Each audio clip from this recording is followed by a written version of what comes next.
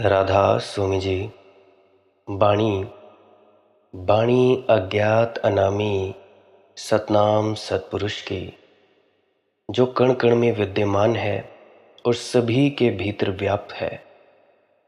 आज की सत्संग वीडियो का विषय है, क्या सतगुरु हमारे लिए हमारी जगह भजन सिमरन कर सकता है? तो चलिए इसी विषय के संदर्भ में आज की सत्संग वीडियो आरंभ करते हैं। गुरु प्यारी सत्कारयोग सत्संगत जी, सबसे पहले तो आप सभी के चरणों में मेरा प्रणाम, आप सभी के भीतर बैठे परमात्मा को मेरा प्रणाम। तो चलिए अपने अपने गुरु महाराज को याद करते हुए आज की सत्संग वीडियो सुनने की कृपा करें और जाइए किसी शांत और एकांत स्थान पर, या जैसे हो वैसे ही बैठे रहिए, तो इस सत्संग को आनंदित रूप से सुनने की कृपा करें।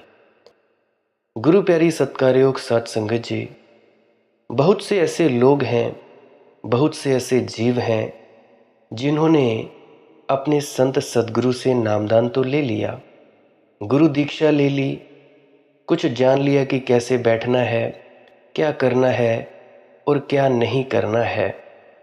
तो सभी लोग करते क्या हैं, शुरू शुरू में चाव होता है, इंटरेस्ट होता है, बहुत ही ज़्यादा उतावलापन होता है, तो शुरू शुरू के साल 6 महीने करते हैं, कुछ लोग 2-3 साल करते हैं। 2-3 साल करने के बाद जो भी अभ्यास और साधना होती है वे सभी छोड़ देते हैं, और धीरे धीरे ऐसे जब छोड़ देते हैं, करते करते 1 साल बीतता है बिना कुछ किए, 2 साल बीतते हैं, 3 साल बीतते हैं, बीते बीते 15 साल भी बीत जाते हैं, 20 साल भी बीत जाते हैं, 25 साल भी बीत जाते हैं, और 30 साल भी, 40 साल भी बीत जाते हैं।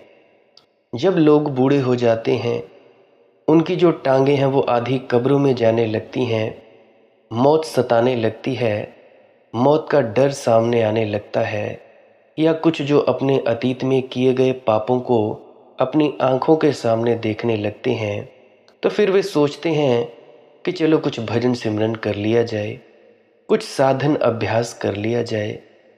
तो क्या ऐसा होगा कि आप लोग उस वक्त साधन अभ्यास कर पाएंगे?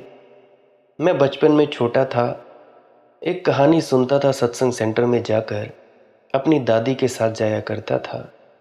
तो सत्संग सेंटर में एक कहानी सुनाई जाती थी कि एक बच्चा था, वो अपनी माँ को चूल्हे में लकड़ियाँ डालते हुए देखा करता था। लकड़ियाँ डालते देखा करता था, तो उसकी माँ ने क्या किया, सबसे पहले छोटी छोटी लकड़ियाँ डाली, उसके बाद कुछ बड़ी लकड़ियाँ डाली। तो वह बच्चा अपनी माँ से पूछता है, माँ ये छोटी लकड़ियाँ पहले क्यों डाली गईं, बड़ी लकड़ियाँ क्यों नहीं डाली गईं? तो उसकी माँ उसे कहने लगी कि देख बेटा, छोटी जो लकड़ी होती है उसको आग जल्दी से लग जाती है, बड़ी लकड़ी जो होती है उसको आग लगने में देरी लगती है और बड़ी मुश्किल से आग लगती है, परंतु जब आग लगती भी है तो एकदम से भभक कर जल उठती है। तो उस बच्चे ने उसकी बात को समझा। उसकी माँ भजन सिमरन के लिए बैठा करती थी, पता नहीं कौन से गुरु ने उसे नाम दिया था, नाम देने से मतलब कौन से गुरु ने उसे युक्ति दी थी, साधन समझाया था। तो वह बच्चा भी बैठने लगा, देखकर अपनी माँ को बैठता रहा। तो उसकी माँ ने एक दिन उससे पूछा कि बेटा अभी तो तुम्हारी उम्र नहीं हुई, अभी तो तू सिर्फ 5-6 साल की उम्र का है, तो तू क्यों बैठता रहा है?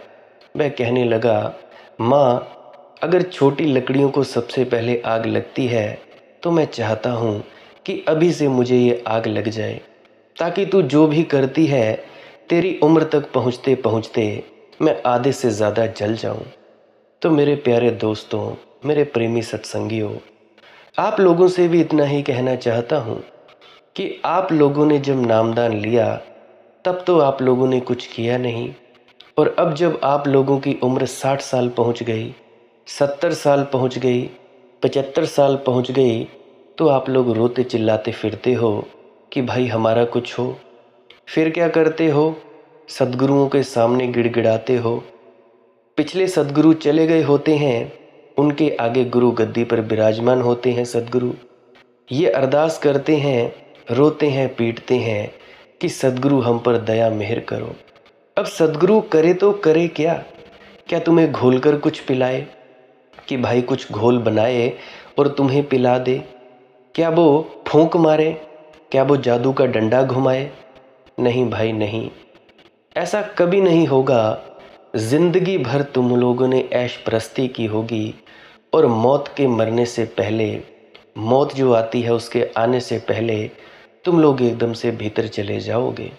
हाँ, पर एक बात ज़रूर है, तुम लोग मरने की कगार पर पहुंच गए हो, पर फिर भी इतना तो बहुत है कि तुम लोगों को थोड़ा बोध तो हुआ कि करना क्या है और क्या नहीं करना है। फिर भी देर आए दुरुस्त आए। तो वो लोग बोलते हैं कि सद्गुरु आप हमारे लिए भजन सिमरन करो। तो सद्गुरु क्या तुम्हारे लिए भजन सिमरन कर सकता है? सबसे बड़ी बात तो ये है। इस बात से भी मुझे एक कहानी याद आती है। एक अंधेरी रात में एक युवक ने एक साधु से पूछा कि क्या आप मुझे सहारा न देंगे अपने घर पहुंचने में? गुरु ने एक दिया जलाया और उसे साथ लेकर चला, और जब वे आश्रम का द्वार पार कर चुके तो साधु ने कहा, अब मैं अलग हो जाता हूँ, कोई किसी का साथ नहीं कर सकता है और अच्छा है कि तुम साथ के आदी हो जाओ। इसके पहले मैं विदा हो जाऊं। इतना कहकर उस घनी रात में, अंधेरी रात में, उसने उसके हाथ के दिए को भी फूंक कर बुझा दिया। वह युवक बोला, ये क्या पागलपन हुआ? अभी तो आश्रम के बाहर भी नहीं निकल पाए, साथ भी छोड़ दिया और दिया भी बुझा दिया। उस साधु ने कहा, दूसरों के जलाए हुए दियों का कोई मूल्य नहीं है। अपना ही दिया हो तो अंधेरे में काम देता है। किसी दूसरे के दिए काम नहीं देते। खुद के भीतर से प्रकाश निकले तो ही रास्ता प्रकाशित होता है और किसी तरह रास्ता प्रकाशित नहीं होता। तो मैं निरंतर सोचता हूँ, लोग सोचते होंगे कि मैं आपके हाथ में दिया दे दूंगा जिससे आपका रास्ता प्रकाशित हो जाएगा, तो आप गलती में हैं। आपके हाथ में दिया होगा तो मैं उसे बड़ी निर्ममता से फूंक मार कर बुझा सकता हूँ। मेरी मंशा और मेरा इरादा यही है कि आपके हाथ में अगर कोई दूसरे का दिया हुआ प्रकाश हो तो मैं उसे फूंक दूँ, उसे बुझा दूँ। आप अंधेरे में अकेले छूट जाएं, कोई आपका संगी साथी हो उसे छीन लूँ, और तभी जब आपके पास दूसरों का जलाया हुआ प्रकाश न रह जाए, तो दूसरों का साथ न रह जाए, तब आप जिस रास्ते पर चलते हैं उस रास्ते पर परमात्मा आपके साथ हो जाता है और आपकी आत्मा के दिए के जलने की संभावना अधिक हो जाती है। सारी जमीन पर ऐसा ही हुआ है। सत्य की खोज तो बहुत है, परमात्मा की बहुत चर्चा है, लेकिन ये सारे कमज़ोर लोग कर रहे हैं, न दिया बुझाने को राज़ी हैं। अंधेरे में जो अकेले चलने का साहस करता है बिना प्रकाश के, उसके भीतर साहस का प्रकाश पैदा होना शुरू हो जाता है, और जो सहारा खोजता है वह निरंतर कमज़ोर होता चला जाता है। तो मैं तुम सबसे कहता हूँ एक बात, गुरु को आप सहारा ना समझें, भगवान को आप सहारा ना समझें। और जो लोग गुरु या भगवान को सहारा समझते होंगे वे गलती में हैं। उन्हें भगवान का सहारा उपलब्ध नहीं हो सकेगा। कमज़ोरी के लिए जगत में कुछ भी उपलब्ध नहीं होता, और जो शक्तिहीन हैं और जिनमें साहस की कमी है, धर्म उनका रास्ता नहीं है। दिखता उल्टा है। दिखता ये है कि जितने कमज़ोर हैं उतने साहसहीन हैं, वे सभी धार्मिक होते हुए दिखाई पड़ते हैं। कमज़ोरों को, साहसहीनों को, जिनकी मृत्यु करीब आ रही हो, उनको घबराहट में, भय में धर्म ही मार्ग मालूम होता है। इसीलिए धर्म के आसपास कमज़ोर और साहसहीन लोग इकट्ठे हो जाते हैं, जबकि बात उल्टी है। धर्म तो उनके लिए है जिनके भीतर साहस हो, जिनके भीतर शक्ति हो, जिनके भीतर अदम्य हिम्मत हो और जो खुद अंधेरे में अकेले बिना प्रकाश के चलने का दुस्साहस करते हो। तुम लोगों ने नामदान ले लिया तो भाई तुम लोग अब क्या सहारा चाहते हो? क्या चाहते हो कि गुरु अब क्या दया मेहर करे? नामदान दे दिया, रास्ता बता दिया, तो भाई अब तो तुम चलो, उसके बताए हुए रास्ते पर तो चलो, साधन अभ्यास तो करो। नामदान लेना ही काफ़ी नहीं है, नामदान लेने के बाद सत्संग सुनना भी बहुत ज़्यादा ज़रूरी है। अगर सत्संग ना सुनोगे तो ये नामदान तुम लोगों को खा जाएगा, क्योंकि सत्संग में बहुत सी चीज़ों को बताया जाता है। अब जैसा कि तुम लोग नामदान लेते जाते हो, किसी भी गुरु पीर पैगंबर औलिया के पास जाते हो कि भाई हमें रास्ता बता दीजिए, हमें क्या करना है और हमें क्या नहीं करना है, तो वो क्या करता है, ये बताता है कि भाई बेटा तुम ऐसे बैठो, ऐसे बैठो। तो अगर मान लो 1 घंटे भी तुमको उन्होंने बिठा कर रख लिया तो 1 घंटे में क्या ही बताया जा सकता है। मैं कहता हूँ अगर मैं पूरी ज़िंदगी भी बोलता रहूँ ना तो भी उस परमात्मा के बारे में नहीं बोल सकता। पूरी ज़िंदगी क्या, अनंत अनंत जन्मों तक भी लगातार बोलूँ ना, 1 मिनट भी ना रुकूँ, 1 सेकंड भी ना रुकूँ, तब भी मैं उसका व्याख्यान नहीं कर सकता हूँ। तो भाई सबसे ज़्यादा ज़रूरी बात यह है कि सत्संग सुनना भी बहुत ज़्यादा आवश्यक है। अभी हाल ही में कल या परसों एक स्त्री ने मुझे मैसेज किया, कहने लगी कि अगर आत्मा ही परमात्मा है तो सिमरन करना क्यों ज़रूरी है। तो मैं उन स्त्री से कहना चाहूँगा, उन मोहतरमा से, कि देखो, जो बात एक लाइन में कही जा सके वो बात ही क्या। अगर तुम मेरी मौन की भाषा समझ सको तब भी ठीक है, पर मैं तुमसे एक आग्रह करना चाहूँगा। मैं ये कहना चाहूँगा कि तुम पुरानी कम से कम 100 वीडियोस को ज़रूर सुनो, क्योंकि 100 घंटे अगर तुम मुझे सुन लोगे तो क्या पता तुम्हें तुम्हारे प्रश्न का जवाब मिल जाए। तो मेरी विनम्र प्रार्थना होती है आप लोगों से, पुरानी वीडियोस को अवश्य सुना करो। अरे मेरी नहीं तो किसी पीर पैगंबर की सुन लिया करो, किसी गुरु की सुन लिया करो, पुराने गुरुओं की सुन लिया करो। आपकी अपनी मौज है, बाकी जिसको सुनना है आप अपनी अपनी मौज में स्वतंत्र हैं। मैं किसी को बाधित नहीं करता कि मुझे ही सुनो। अगर आप जी को मुझे सुनना अच्छा लगता है तो बहुत बढ़िया, अगर मेरे अलावा किसी और को सुनना चाहते हो तब भी बहुत बढ़िया, क्योंकि हर जगह एक ही तो है। मैं कौन सा आपको रस्सियां डाल के फिरता हूँ कि आप लोग मेरे पास आओ ही, जब दूसरी जगह चले जाओ फिर मेरे पास आ जाना। अगर ना भी आना चाहो तब भी आप लोगों की मौज है, आप लोगों की स्वतंत्रता को कौन बंधन में डाल सकता है, कौन बाधित कर सकता है। तो मैं बात कर रहा था कि भाई सत्संग सुनना भी बहुत ज़्यादा आवश्यक है। सत्संग में भी वो बातें बताई जाती हैं जो आपके लिए बहुत ही ज़्यादा ज़रूरी होती हैं। अगर सत्संग नहीं सुनोगे तो आप वैसे के वैसे खाली के खाली रह जाओगे।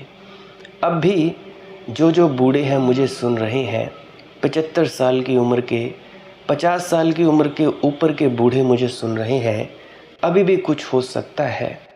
ये मैं प्राथमिक रूप से आपसे कहूँ, दुनिया में क्या वजह है कि कमज़ोरों ने धर्म को चुना है, तब से धर्म कमज़ोर हो गया है।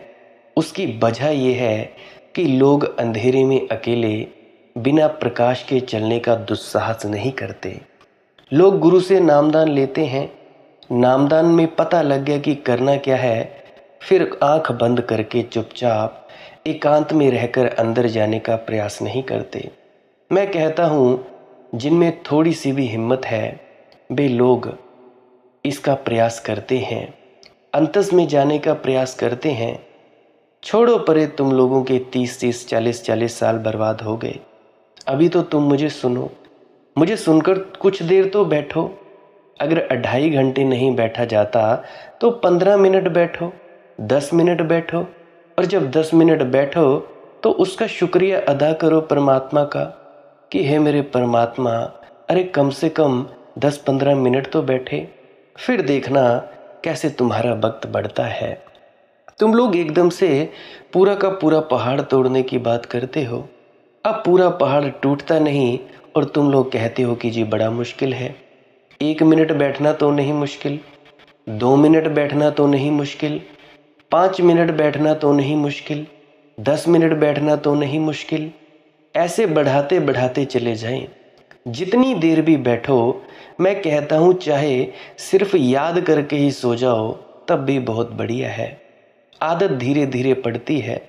जैसे मैं अक्सर कहा करता हूँ, शुरू शुरू में व्यक्ति एक सिगरेट की पीते हैं, एक कश लगाते हैं सिगरेट का, फिर 2, फिर सिगरेट पूरी पीते हैं, फिर डिब्बी ख़त्म करते हैं। ऐसे ही लोग एक पैग लगाते हैं, फिर 2, फिर 3, फिर कभी बियर, कभी ये कभी वो। ऐसे ही तो होता है। उसी प्रकार से तुम लोग भी इसको निरंतर बढ़ाते चले जाओ। 1 मिनट से शुरू करो, जितना हो जाए ठीक है। धीरे धीरे धीरे धीरे बढ़ाते चले जाओ, बढ़ाते चले जाओ, बढ़ाते चले जाओ। तो इससे तुम्हारा फायदा होगा, नहीं तो क्या ही फायदा होगा। गुरु तो कभी तुम्हारी जगह भजन सिमरन नहीं कर सकता। गुरु जितना भी भजन सिमरन करेगा उसका फायदा गुरु को ही मिलेगा, ना कि आपको मिलेगा। गुरु सिर्फ थोड़ा बहुत फायदा आपको पहुंचा सकता है सत्संगों के माध्यम से, वरना कोई गुरु इस धरती पर नहीं जो तुम्हारी बजाय भजन सिमरन करे। करना तुम लोगों को ही पड़ेगा। खाना तुम लोग खाओगे, उससे ताकत तुम लोगों को ही मिलेगी, किसी और को नहीं मिलेगी। गुरु के खाने से गुरु को मिलेगी, तुम्हारे खाने से तुम लोगों को मिलेगी। तो मैं बात कह रहा था कि दुनिया में जब से कमज़ोरों ने धर्म को चुना है तब से धर्म कमज़ोर हो गया है। और अब तो सारी दुनिया में कमज़ोर लोग ही धार्मिक हैं। जिनमें थोड़ी सी भी हिम्मत है वे धार्मिक नहीं हैं। जिनमें थोड़ा सा साहस है वे नास्तिक हैं, और जिनमें साहस की कमी है वे सब आस्तिक हैं। भगवान की तरफ सारे कमज़ोर लोग इकट्ठे हो गए, इसीलिए दुनिया में से धर्म नष्ट होता चला जाता है। इन कमज़ोरों को भगवान तो बचा ही नहीं सकता। ये कमज़ोर भगवान को कैसे बचाएंगे? कमज़ोरों की कोई सुरक्षा नहीं है, और कमज़ोर लोग किसी की रक्षा कैसे करेंगे? सारी दुनिया में मनुष्य के इतिहास के इन दिनों में, इन क्षणों में जो धर्म का अचानक पतन हुआ है, उसका बुनियादी कारण यही है। तो मैं आपसे कहूँ, अगर आप में साहस हो तो ही धर्म के रास्ते पर चलने का मार्ग खुलता है, ना हो तो दुनिया में बहुत सारे रास्ते हैं। धर्म आप में भी नहीं हो सकता। जो आदमी डर के कारण भयभीत होकर धर्म की तरफ आता हो, परमात्मा की तरफ बढ़ता हो, वह गलत आ रहा है। लेकिन सारे धर्म पुरोहित तो आपको डर दिखलाते हैं, नरकों के डर, स्वर्गों का प्रलोभन, पाप पुण्य का डर और प्रलोभन और घबराहट पैदा करते हैं। वे घबराहट के द्वारा आप में धर्म का प्रेम पैदा करना चाहते हैं, परमात्मा का प्रेम पैदा करना चाहते हैं। और ये आपको पता है, भय से कभी प्रेम पैदा नहीं होता, और जो प्रेम भय से पैदा होता है वह एकदम झूठा होता है, उसका कोई मूल्य नहीं होता। आप भगवान से डरते हैं तो आप नास्तिक होंगे, आस्तिक नहीं हो सकते। कुछ लोग कहते हैं जो भगवान से डरे वह आस्तिक, गॉड फियरिंग, जो ईश्वर से डरता हो वह आस्तिक है। ये बिल्कुल झूठी बात है। ईश्वर से डरने वाला कभी आस्तिक नहीं हो सकता, क्योंकि डरने से कभी प्रेम पैदा नहीं होता, और जिससे हम भय खाते हैं उसको बहुत घृणा करते हैं, नफरत करते हैं। ये तो संभव ही नहीं है। डर के साथ अंदर नफरत छिपी होती है। तो मैं कहता हूँ, जो लोग भगवान से डरे हुए हैं वे भगवान के शत्रु हैं, और उनके मन में भगवान के प्रति घृणा होगी, नफरत होगी। तो मैं आपसे कहूँ, ईश्वर से भय मत खाना। ईश्वर से भय खाने का कोई भी कारण नहीं है। इस सारे जगत में अकेला ईश्वर ही है जिससे भय खाने का कोई भी कारण नहीं है। और सारी चीज़ें भय खाने की हो सकती हैं, लेकिन हुआ उल्टा है। और मैं बड़े बड़े धार्मिकों को ये कहते सुनता हूँ कि ईश्वर को डरो, ईश्वर से डरो, और ईश्वर का डर लेने से पुण्य पैदा होगा, और ईश्वर का डर लेने से सच्चरित्र पैदा होगा।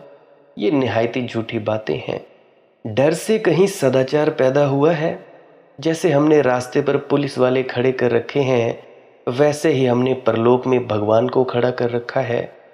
वह एक बड़े पुलिस वाले की हैसियत से है, एक बड़े कांस्टेबल की हैसियत से। भगवान को जिन्होंने कांस्टेबल बना दिया है, उन लोगों ने धर्म को बहुत नुकसान पहुंचाया है। भगवान के प्रति डर से कोई विकसित नहीं होता। भगवान के प्रति तो अभय चाहिए। और अभय का अर्थ क्या होगा? अभय का अर्थ होगा, जो लोग श्रद्धा करते हैं वे लोग डर के कारण श्रद्धा करते हैं। इसलिए श्रद्धा को मैं धर्म की आधारभूत शर्त नहीं मानता। आपने सुना होगा कि जिसको धार्मिक होना है उसे श्रद्धालु होना चाहिए। गांधी जी से एक बहुत बड़े व्यक्ति ने जाकर पूछा था कि मैं परमात्मा को जानना चाहता हूं तो क्या करूं? तो गांधी जी से कहा, विश्वास करो। अगर वह मुझसे पूछता तो मैं उससे ये नहीं कहता कि विश्वास करो। गांधी जी की बात ठीक नहीं है। और उस आदमी को गांधी जी ने कहा, विश्वास करूं? जिस बात को जानता नहीं विश्वास कैसे करूं? जिस बात से मैं परिचित नहीं उसको मानूं कैसे? गांधी जी ने कहा, बिना माने तो परमात्मा को जाना नहीं जा सकता। और मैं आपसे ये कहना चाहता हूं, जो मान लेते हैं वे कभी नहीं जान सकेंगे। मैं आपसे ये कहता हूं कि जो मानते हैं, क्योंकि मानने का अर्थ ये हुआ कि आपके जिज्ञासा और खोज के द्वार बंद हो गए। मानने का अर्थ ये हुआ कि अब आपकी कोई तलाश नहीं है, अब आपकी कोई खोज नहीं है, अब आपकी कोई इंक्वायरी नहीं है, अब आप कुछ खोज नहीं रहे हैं। आप तो मान कर बैठ गए, आप तो मर गए।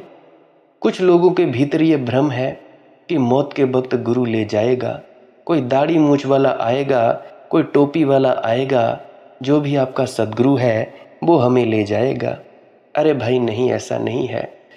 कोई भी शक्ल पदार्थ अगर तुम्हारे मरने के वक्त आई तो समझ लेना तुम लोग अभी काल और माया के जाल में हो। ये काल और माया का पसारा बहुत ही ज़्यादा बड़ा है। क्या जानते हो तुम लोग काल और माया के बारे में? बहुत से व्यक्ति हैं जो फंसे हुए हैं इस काल और माया के जाल में, फिर भी उन लोगों को नहीं पता कि वे फंसे हुए हैं। देखो कैसा जाल है माया का। लोग सोचते हैं कि हम मुक्त हैं, परंतु फिर भी काल का और माया का जाल ऐसा है, फिर भी उनको प्रतीत होता है कि वे मुक्त हैं, परंतु वे मुक्त नहीं है। अपनी ही धारणाओं में बंधे हुए लोग हैं। कितना चिल्ला चिल्ला कर कहा साधु संतों महात्माओं ने, परंतु किसी ने मानी? बिल्कुल नहीं मानी। अगर उन साधु संतों महात्माओं की किसी ने नहीं मानी तो इसमें क्या गारंटी है कि तुम मेरी बात भी मानोगे? मैं आपसे कहना चाहता हूँ, जो मान लेते हैं वे कभी नहीं जान सकेंगे। इसीलिए अनुभव करना बहुत ज़्यादा ज़रूरी है। श्रद्धा मृत्यु और संदेह, संदेह जीवन है, संदेह खोज है। तो मैं आपसे श्रद्धालु होने के लिए नहीं, मैं आपसे संदेहवान होने को कहता हूँ। लेकिन संदेह करने का ये मतलब मत समझ लेना कि मैं आपको ईश्वर को ना मानने को कह रहा हूँ या किसी गुरु की बेइज्जती करने को कह रहा हूँ, क्योंकि ना मानना भी मानने का एक रूप है। आस्तिक भी श्रद्धालु होता है, नास्तिक भी श्रद्धालु होता है।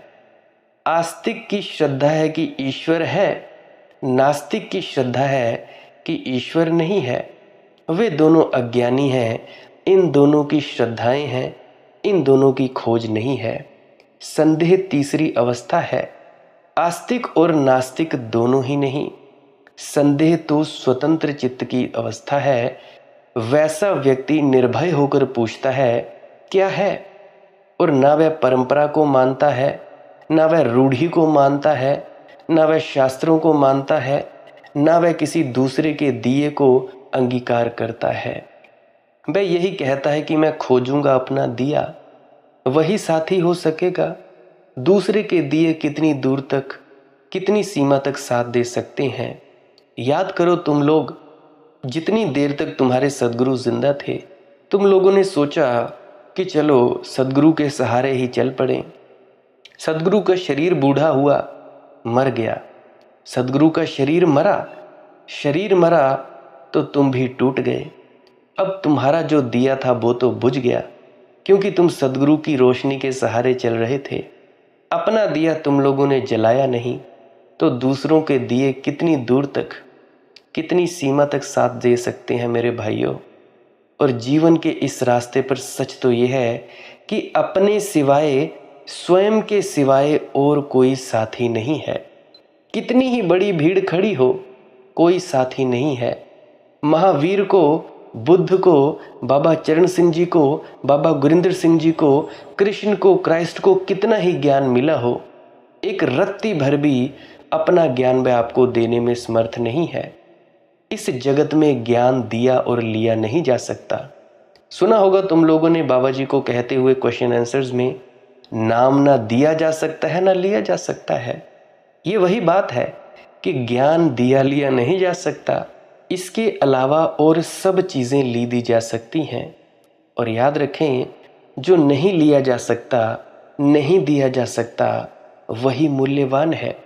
जो लिया जा सकता, दिया जा सकता, उसका कोई मूल्य नहीं है।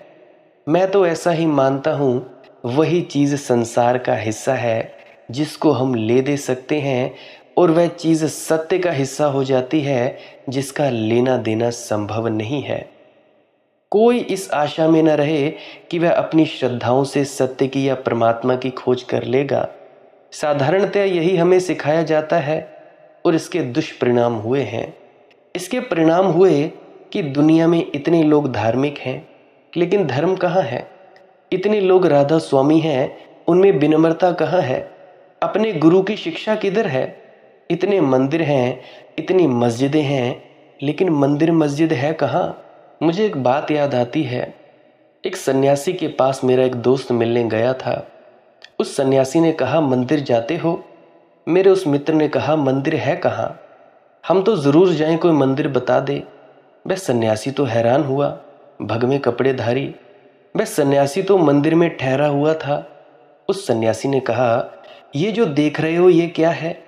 उस युवक ने कहा, ये तो मकान है, यहाँ मंदिर कहाँ है। ये तो मकान है। और उस युवक ने कहा, सारी ज़मीन पर जिनको लोग मंदिर और मस्जिद कहते हैं, वे मकान हैं, मंदिर कहाँ है। बिजनेस के अड्डे हैं, मंदिर है कहाँ। और जिनको आप मूर्तियाँ कह रहे हैं, जिनको आप भगवान की मूर्तियाँ कह रहे हैं, कैसी आत्म प्रवंचना है, कैसा धोखा है। मिट्टी और पत्थर को अपनी कल्पना से हम भगवान बना लेते हैं, जैसे कि हम भगवान की सृष्टि हैं, भगवान को हमने बनाया है। सुना था मैंने कि भगवान मनुष्य का सृष्टा है। देखा यही कि आदमी, मनुष्य ही भगवान के सृष्टा हैं, और हर एक आदमी अपनी अपनी शक्ल में भगवान को बनाए हुए बैठा है।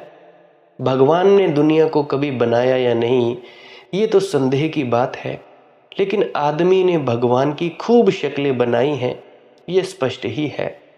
और जो भगवान आदमी का बनाया हुआ हो, उसे भगवान कहना आदमी के अज्ञान और अहंकार की घोषणा के सिवाय और कुछ भी नहीं है। कैसा धोखा आदमी अपने को दे सकता है। ये हमारा निम्नतम अहंकार है कि हम सोचते हैं कि जो हम बनाते हैं वह भगवान हो सकता है, जो नहीं बनाया जा सकता और जिसे कोई कभी नहीं बना सकेगा, और जो सब बनाने के पहले और सब बनाने के बाद भी शेष रह जाता है, उसे हम भगवान कहते हैं। उसका मंदिर कहाँ है, उसकी मस्जिद कहाँ है, उसके मानने वाले लोग कहाँ हैं। असल में उसका कोई मानना नहीं होता, उसका तो जानना होता है। अंधा प्रकाश को मान लेगा तो उसके मानने का क्या मूल्य होगा। ज़रा सोचो तो, क्या ये सोचने योग्य बात नहीं है। और वह प्रकाश की जो कल्पना करेगा वह भी कैसी होगी, उसका प्रकाश से क्या संबंध होगा। रामकृष्ण के पास एक दफ़ा एक व्यक्ति आया। रामकृष्ण ने उससे कहा कि मुझे सत्य के संबंध में कुछ बताएं। रामकृष्ण से उसने कहा कि मुझे परमात्मा के संबंध में कुछ बताएं। रामकृष्ण ने कहा, मुझे तुम्हारे पास आंखें तो दिखाई नहीं देती, तुम समझोगे कैसे? वह बोला, आंख मेरे पास है। रामकृष्ण ने कहा, अगर उन्हीं आंखों से परमात्मा और सत्य को जाना जाता होता तो परमात्मा और सत्य को जानने की जरूरत ही न रह जाती। सभी लोग उसे जानते। और भी आंख है, और भी आंखें हैं। वह बोला, फिर भी कुछ तो समझाएं। रामकृष्ण ने एक कहानी कही। वह कहानी बड़ी मीठी है, बड़ी अद्भुत है, बड़ी प्राचीन कथा है। हजारों हजारों ऋषियों ने उस कहानी को कहा है और आने वाले ज़माने में भी हजारों हजारों ऋषि उस कहानी को कहेंगे। उसमें बड़ी पवित्रता समाविष्ट हो गई है। बड़ी छोटी सी कहानी है, बड़ी सरल सी ग्रामीण कहानी है। रामकृष्ण ने कहा, एक गांव में एक अंधा था और उस अंधे को दूध से बहुत प्रेम था।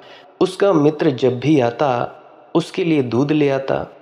उसने एक दफ़ा अपने मित्रों से पूछा, इस दूध को मैं इतना प्रेम करता हूँ, इतना प्रेम करता हूँ कि मैं जानना चाहता हूँ कि दूध कैसा है, क्या है। मित्रों ने कहा, मुश्किल है, कैसे बताएं। फिर भी उसे अंधे ने कहा, कुछ तो समझाएं, किसी तरह समझाएं। उसके एक मित्र ने कहा, दूध बगुले के पंख जैसा सफ़ेद होता है। अंधा बोला, मुझसे मजाक ना करो, बगुले को मैं जानता नहीं, उसके पंख की सफ़ेदी को नहीं जानता, मैं कैसे समझूंगा कि दूध है। उस मित्र ने कहा, बगुला जो होता है उसकी गर्दन घास काटने के हंसियों की तरह टेढ़ी होती है। जो भी तुम घास काटते हो या मकई काटते हो या गेहूं काटते हो, जो टेढ़ी सी होती है ना, उसकी उदाहरण बताई कि उसकी तरह टेढ़ी होती है। अंधा बोला, आप पहेलियां बुझा रहे हैं, मैंने कभी देखी नहीं हंसिया, मुझे पता नहीं वह कैसे टेढ़ा होता है। तीसरे मित्र ने कहा, इतनी दूर क्यों जाते हो भाई। उसने अपना हाथ मोड़कर उस अंधे से कहा, इस हाथ पर हाथ फेरो, इससे पता चल जाएगा कि हंसिया कैसी होती है। उसने उसके तिरछे हाथ जो घूमा हुआ था, मुड़ा हुआ था, उस पर हाथ फेरा, औंधा हाथ। वह अंधा नाचने लगा। वह बोला, मैं समझ गया, दूध मुड़े हुए हाथ की तरह होता है। और रामकृष्ण ने कहा, सत्य के संबंध में जो नहीं जानते हैं उनको बताई हुई सारी बातें ऐसी ही हो जाती हैं। इसीलिए आपसे सत्य के संबंध में ना कुछ कहा गया है और ना कभी कुछ कहा जा सकेगा। आपसे ये नहीं कहा जा सकता कि सत्य क्या है। आपसे इतना कहा जा सकता है कि सत्य को कैसे जाना जा सकता है। सत्य को नहीं बताया जा सकता, लेकिन सत्य की विधि का विचार किया जा सकता है। उस विधि में श्रद्धा का कोई हिस्सा नहीं है। खोज और अन्वेषण, जिज्ञासा और अभीप्सा, उसमें किसी चीज़ को मान लेने की कोई ज़रूरत नहीं है। जब से दुनिया के धार्मिकों ने शुरुआत की कि भगवान को मान लो, स्वीकार कर लो, अंगीकार कर लो, तब से जो भी विवेकशील हैं वे सब भगवान के विरोध में खड़े हो गए हैं। क्योंकि स्वीकार करना, अज्ञान में किसी चीज़ को मान लेना जिसका थोड़ा भी विचार जागृत हो और विवेक प्रबुद्ध हो, उसके लिए कभी भी संभव नहीं होगा। अपने हाथों से धार्मिकों ने धर्म को विवेक विरोधी बनाकर खड़ा कर दिया है। तो मैं आज आपसे ये कहना चाहूँगा कि धर्म का विवेक से कोई विरोध नहीं है। धर्म ही परिपूर्ण रूप से विवेक को प्रतिष्ठा देता है और विवेक धर्म का खंडन नहीं है। विवेक के माध्यम से ही धर्म की परिपूर्ण उपलब्धि होती है, लेकिन अपने भीतर विवेक को जगाना होता है, श्रद्धा को नहीं। सुना होगा आपने भी सवाल जवाब में कि विवेक को जगाओ। विवेक और झूठी श्रद्धा, मनुष्य के भीतर दो दिशाएं हैं। श्रद्धा का अर्थ है मैं मान लूं जो कहा जाए। दुनिया के जितने प्रचारवादी हैं सब यही चाहते हैं कि वे जो कहें आप मान लें। दुनिया के जितने प्रोपेगेंडिस्ट हैं, चाहे वे राजनीतिक हों चाहे धार्मिक हों, वे चाहते हैं जो भी वे कहें आप मान लें। उनकी कही हुई बातों में आपको कोई इनकार ना हो। उन सब की चेष्टाएं ये हैं कि आपका विवेक बिल्कुल सो जाए और आपके भीतर एक अंधी स्वीकृति पैदा हो जाए। इसका परिणाम ये हुआ कि जो बहुत कमज़ोर हैं और जिनके भीतर विवेक की कोई संभावना नहीं है, या जिनका विवेक बहुत क्षीण हो गया था, जो साहस नहीं कर सकते थे किसी कारण से अपने विवेक को जगाने का, वे सारे लोग धर्म के पक्ष में खड़े रह गए। और जिनके भीतर थोड़ा भी साहस था, वे सब धर्म के विरोध में चले गए। उन विरोधी लोगों ने विज्ञान को खड़ा किया और इन कमज़ोर लोगों ने धर्म को संभाले रखा। आज दोनों सामने खड़े हैं और धर्म रोज क्षीण होता जाता है, विज्ञान रोज विकसित होता जाता है। देखा नहीं तुम लोगों ने? इसे कोई देखता नहीं कि ये क्या हो रहा है। हम समझ रहे हैं कि विज्ञान नुकसान पहुंचा रहा है, लेकिन विज्ञान नुकसान नहीं पहुंचा रहा है। धर्म के दरवाजे विवेकशील के लिए जब तक बंद रहेंगे, तब तक विवेकशील विज्ञान के पक्ष में खड़ा रहेगा। धर्म के द्वार विवेकशील के लिए खुले जाने चाहिए और विवेकहीन के लिए बंद हो जाने चाहिए। श्रद्धा धर्म के लिए आधार नहीं रह जानी चाहिए। ज्ञान, विवेक, शोध को धर्म का अंग हो जाना चाहिए। अगर ये हो सकता तो धर्म से बड़ा विज्ञान इस जगत में दूसरा नहीं है। और जिन लोगों ने धर्म को खोजा और जाना है, उनसे बड़े वैज्ञानिक नहीं हुए। ये उनकी अप्रतिम खोज है। मनुष्य के जीवन में उस खोज से बहुमूल्य कुछ भी नहीं है। उन सत्यों की थोड़ी सी भी झलक मिल जाए तो जीवन अपूर्व आनंद और अमृत से भर जाता है। तो मैं आपसे कहूँगा, विवेक जागरण श्रद्धा नहीं है। स्वीकार कर लेना नहीं, शोध कर लेना। ये नहीं कि किसी गुरु ने कहा दिया कि सचखंड होता है तो मान लो। अरे भाई, अपने भीतर उतरो। ये नहीं कि किसी ने कह दिया कि स्वर्ग और नरक होते हैं। इससे अच्छा तो यही है कि तुम लोग भीतर उतरो और देखो कि क्या सच में है या नहीं। भीतर से बाहर की यात्रा करो। देखो कि जो शास्त्र कहते हैं, जो जो लिखा है, सब खोज करो। अरे क्यों नहीं करते? बाकी सब तुम्हारे पास वक्त है, बस धर्म की खोज के लिए तुम्हारे पास वक्त नहीं है। किसी दूसरे को अंगीकार कर लेना नहीं, स्वयं अपनी साधना और अपने पैरों पर खड़ा होना और जानना। चाहे अनेक जन्म लग जाएं, दूसरे के हाथ से लिए सत्य अगर एक क्षण में मिलता हो तो भी किसी कीमत का नहीं है। और अगर अनेक जन्मों के श्रम और साधना से अपना सत्य मिलता हो तो उसका मूल्य है। और जिनके भीतर थोड़ी भी मनुष्य की गरिमा है, जिनको थोड़ा भी गौरव है कि हम मनुष्य हैं, वे किसी के दिए हुए झूठे सत्यों को स्वीकार नहीं करेंगे। लेकिन हम सब झूठे सत्यों को स्वीकार किए बैठे हैं और हमने अच्छे अच्छे शब्द ईजाद कर लिए हैं, जिनके माध्यम से हम अपनी श्रद्धा को जाहिर करते हैं। ये बहुत बड़ी प्रवंचना है, ये बहुत बड़ा डिसेप्शन है। ये समाप्त होना ज़रूरी है। मैं आपसे कहूँगा, आपके भीतर बहुत बार श्रद्धा होगी कि मान लें, लेकिन मन कमज़ोर है। कौन खुद खोए? जितने आलसी हैं, जितने तामसी हैं, वे सब श्रद्धालु हो जाएंगे। लेकिन कौन खुद को खोजे? खुद की कौन चेष्टा करे?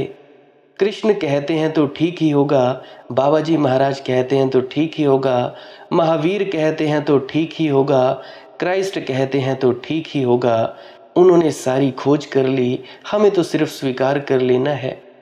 ये वैसा ही पागलपन है जैसा कोई आदमी दूसरों को प्रेम करते हुए देखकर ये समझे कि मुझे प्रेम करने से क्या प्रयोजन। दूसरे लोग प्रेम कर रहे हैं, मुझे तो सिर्फ समझ लेना है, ठीक है। लेकिन दूसरे को प्रेम करते देखकर क्या आप समझ पाएंगे कि प्रेम क्या है? इस जगत में सारे लोग प्रेम करते हों, मैं देखता रहूं तो भी मैं नहीं समझ पाऊंगा। जब तक कि वह आंदोलन न हो जाए, आंदोलित न कर जाए मुझे, जब तक कि वे हवाएं मुझे न छू जाएं, तब तक मैं प्रेम को नहीं जान सकूंगा। सारी दुनिया प्रेम करती हो तो वह किसी मतलब का नहीं। सारी दुनिया बुद्ध, महावीर, कृष्ण, क्राइस्ट और बाबा जी महाराज से भरी पड़ी हो और मुझे सत्य का स्वयं अनुभव ना होता हो तो मुझे कुछ पता ना चलेगा, कोई रास्ता नहीं है। सारी दुनिया में आंख वाले हों और मैं अंधा हूं तो क्या होगा? इन सब की मिली हुई आंखें भी मेरी 2 आंखों के बराबर मूल्य नहीं रखती हैं। इस दुनिया में बहुत सारे लोग हैं, अरबों खरबों लोग हैं, तो क्या मेरी इन 2 आंखों का जो मूल्य है वह अरबों खरबों लोग दे सकते हैं? एक अंधे आदमी की 2 आंखों का जो मूल्य है वह अरबों लोग की आंखों का नहीं है। मैं आपसे यह कहना चाहता हूँ, अपने भीतर श्रद्धा की जगह विवेक को जगाए रखने का उपाय करना चाहिए। और विवेक को जगाने के क्या नियम हो सकते हैं, उन नियमों के बारे में मैं बातें कुछ आपसे कल की वीडियो में कहूँगा। आज के लिए बस इतना ही, बहुत बोल चुका। भजन सिमरन करते रहिए। भजन सिमरन क्या है? सिमरन है कुछ शब्दों का जाप करना जो आपको आपके सद्गुरु द्वारा दिए जाते हैं। तो आप जी किसी एकांत स्थान पर बैठें, अपने कमरे में आंख बंद करें, आंखों के सामने देखते जाएं, ज़्यादा जोर नहीं डालना है, बिना हिले डुले बैठना है। तो अपने गुरु महाराज द्वारा दिए गए शब्दों का जाप शुरू कर देना है। उससे क्या होगा, मन एकाग्रचित्त हो जाएगा। फिर इस एकाग्रता का हम फायदा उठाएंगे, हम धुन सुनने की अवस्था में बैठेंगे। अगर कोई आपको आसन बताया गया है तो ठीक है, नहीं बताया गया है तो वैसे ही चौकड़ी मारकर बैठे रहें। तो उस वक्त आप अपने सिमरन के शब्दों को बंद कर दें। बंद क्यों करना है? ताकि आप इस धुन सुनने में लीन हो जाएं या प्रकाश में लीन हो जाएं। अगर नहीं सुनती तो इस अंधेरे में ही आप लीन हो जाएं जो आपकी आंखों के भीतर दिखाई पड़ता है। तो इससे आप उस जगह पहुंच जाएंगे बिना कुछ किए जहां पे आपका अपना होना है। तब आप मंजिल मकसूद तक पहुंच पाएंगे। देखो, धुन सुनती हो या ना सुनती हो, इससे आपको क्या लेना देना। प्रकाश दिखता हो या ना दिखता हो, कोई लेना देना नहीं। अपने भीतर अंधेरे में ही स्थित रहें। अगर दिखनी हो तो दिख जाएगी, वरना कोई चाहत मत करना। जैसे ही चाहत की वैसे ही सब अनुभव होने बंद हो जाते हैं। तो ये बात आप खास ध्यान रखना। ये थी भजन और सिमरन की प्रक्रिया। एक और प्रक्रिया होती है, बताया करता हूँ, श्वास क्रिया की प्रक्रिया। उसमें क्या करना होता है, 15 से 20 मिनट रोज लंबे लंबे सांस लेने होते हैं। नाक से सांस लिया, मुंह से छोड़ा, नाक से सांस लिया, मुंह से छोड़ा। सांस को रोकना नहीं है। जैसे ही नाक से सांस अंदर ली, उसी वक्त बाहर निकाल देनी है। फिर से अंदर करनी है, फिर से बाहर निकालनी है। अगर थक जाओ, 1-2 मिनट का ब्रेक लेकर फिर से करना शुरू कर दो। ऐसे करते करते 15 से 20 मिनट तक करते जाना है। जब 20 मिनट तक कर लो, उसके बाद में आपने वैसे के वैसे ही बैठे रहना है। ज़्यादा हिलना डुलना नहीं है, वैसे के वैसे बैठे रहना है। तो आप इस प्रक्रिया के माध्यम से भी अपने भीतर उतरने में सक्षम हो जाएंगे। शब्द धुन भी सुनाई दे सकती है, प्रकाश भी दिखाई दे सकता है। ये प्रक्रिया वो लोग ज़रूर करें जिन्होंने नामदान नहीं लिया है और भजन सिमरन के लिए उत्सुक हैं, ध्यान में उतरना चाहते हैं। वो लोग इस प्रक्रिया को ज़रूर करें। और जिन्होंने नामदान भी लिया है, वो लोग भी इस प्रक्रिया को अवश्य कर सकते हैं। बाकी आपकी अपनी मौज है, मैं बाधित नहीं करता हूँ। ये प्रक्रिया जिनको नींद नहीं आती है वो कर सकते हैं, या जिनको डिप्रेशन रहता है वो भी ज़रूर करें, या जिनके बच्चे थोड़ा पढ़ाई लिखाई में कम है वो भी ज़रूर करें। कर कौन नहीं सकता? प्रेग्नेंट लेडीज़ नहीं कर सकती।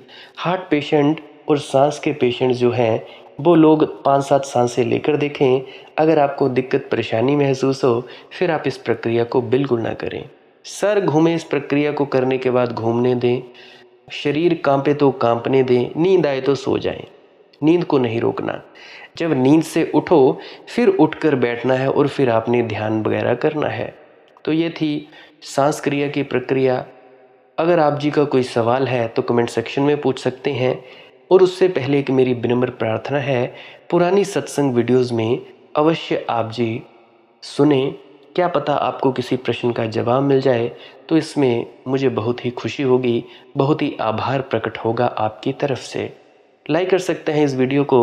अगर आप जी को इस वीडियो से कुछ भी सीखने को मिला है तो आप जी कमेंट सेक्शन में राधा स्वामी ज़रूर लिखें। सब्सक्राइब कर सकते हैं इस चैनल को अगर रोज़ रोज़ नए नए सत्संग सुनना चाहते हो। सत्संग का वक्त रहता है सुबह 5:05। जो कोई भी श्रद्धालु सुनना चाहता हो सुन ले, अगर बाद में भी सुनना चाहता हो तो बाद में भी सुन लिया करें। आप मेरी इन वीडियोस का प्रयोग ले सकते हो अपने ध्यान में उतरने के लिए, प्रश्नों का जवाब लेने के लिए, अपने भीतर उतरने के लिए, बहमों भरमों से बाहर आने के लिए आप इन वीडियोस का प्रयोग ले सकते हो। बाकी आपकी अपनी मौज है, मैं कुछ नहीं कहता हूँ। आप जैसा मर्जी चाहे आप कर सकते हो। शेयर भी कर सकते हो इस वीडियो को अगर आपको लगता है कि दूसरे व्यक्तियों तक ये वीडियो पहुंचनी चाहिए। बाकी करना हो करें, नहीं करना हो तब भी कोई बात नहीं, फिर तो मस्त रहें, आनंदित रहें, आपकी अपनी मौज है। अब मैं आपसे इजाज़त चाहता हूँ। आप मुझे इतने अंत तक सुनते हो, इतना प्रेम प्यार देते हो, इतना प्रेम प्यार देने के लिए आपका बहुत बहुत शुक्रिया, बहुत बहुत धन्यवाद। अंत में आपके भीतर बैठे परमात्मा को प्रणाम करता हूँ। मेरा प्रणाम स्वीकार करें। राधा स्वामी जी।